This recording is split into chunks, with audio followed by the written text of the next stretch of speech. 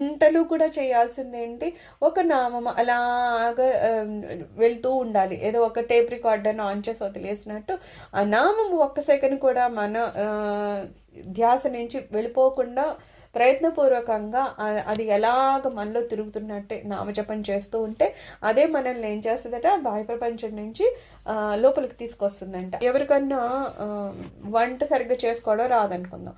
వాడికి అసలు సరిగ్గా అన్నం ఎంత ఉడకపెట్టాలో, ఏం చేయాలో ఏదో తెలీదు. ఏదో ఇష్టం వచ్చినట్టు అనుకుంటున్నాడు. టేస్ట్ లేదు, ఏం లేదు. ఏదో తప్పదు తింటున్నాడు. ఎప్పుడో ఎవరో సడన్‌గా వెళ్ళారు. వాళ్ళు బాగా అన్నం వండడం కానీ, దానికేం సరైన కూర గాని అవన్నీ నేర్పించారు. వాడు మంచి రుచిగా తిన్నాడు. తిన్నాక వాడికి మళ్ళా సగం ఉడికిన అన్నాలు, ఉప్పు కారం లేని కూర తినమంటే తింటాడా? ఇష్టపడ్డు. ఎందుకంటే మంచి రుచిని ఒకసారి ఆస్వాదించాడు. అలాగా ఎప్పుడైతే ధ్యానంలో అంతర్ముఖమయ్యి ఆ ఆత్మ యొక్క స్వరూపము, మన సహజ స్థితి, ఆనంద స్థితిని ఎప్పుడైతే మనిషి తెలుసుకున్నాక మళ్ళీ వాడు బాహ్య ప్రపంచంలోకి వెళ్తాడంటే ఖచ్చితంగా వెళ్ళాడంట. ఎందుకంటే దానిలో ఉన్న మహదానంద స్థితి అలా ఉంటుంది.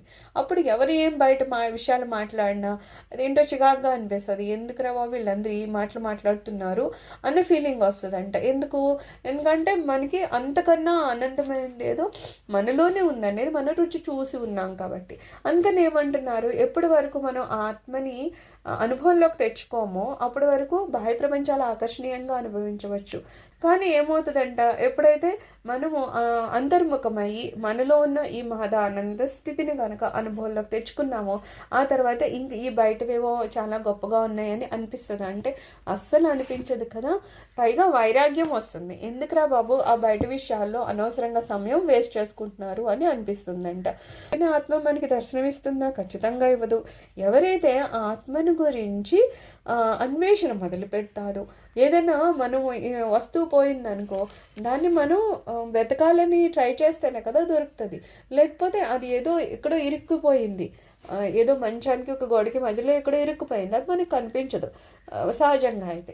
కానీ మనం వెతకడం మొదలు పెట్టాము, ఇక్కడే ఎక్కడో ఉండేది, ఇక్కడే కదా నేను ఇందాక తీసున్నాను సో అని అదే ప్లేసెస్లో ఒకటికి రెండు సార్లు అట్టి తిరిగి ఇటు తిరిగి ఆ మూలకి ఈ మూలకి మనం చూస్తూ ఉంటే అప్పుడు అది ఏదో వెతుకుతున్నామో అది దొరుకుతుంది. అన్వేషణ వెతికితేనే దొరుకుతుంది. అలాగా ఎప్పుడైతే మనము ఆత్మే మన సహజానంద స్థితి అని తెలుసుకుంటామో, ఇప్పుడు మన కాన్సన్ట్రేషన్, ఏకాగ్రత ఎక్కడ ఉంటుంది? ఆత్మని తెలుసుకోవాలని. అందులో ఏదో మాదానందం ఉందట, అదే పరమాత్మ అట. అది తెలుసుకోవాలనే ఒక అన్వేషణ మనకి మొదలవుతుంది. ఎప్పుడైతే మొదలవుతుందో ఏం ఏం ఏం చేస్తాము, దాని వైపు ఎలా వెళ్ళాలి, దాన్ని ఎలా పొందాలి, దాన్ని ఎలాగా